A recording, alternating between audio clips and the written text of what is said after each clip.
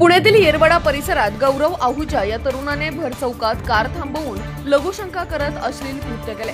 या घटनेचा video viral झाल्यानंतर त्याच्या मागावर पोलीस होते, मात्र तो सापडत नव्हता।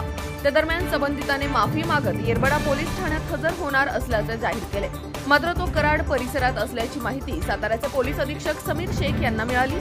त्यांनी तत्काळ कराडचे पोलीस उपाधीक्षक अमोल ठाकूर यांना संबंधिताला ताब्यात घेण्याच्या सूचना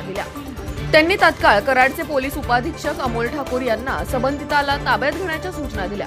त्यानुसार त्याला कराड परिसरातून ताब्यात घेण्यात आले। संबंधिताला रात्रीच पुणे पोलिसांच्या ताब्यात देण्यात आल्याचे पोलिसांनी सांगितले। पुण्याच्या येरवडा परिसरात महिला दिनी घडलेल्या या घटनेनंतर महिलांनी मोठा संताप व्यक्त केला होता।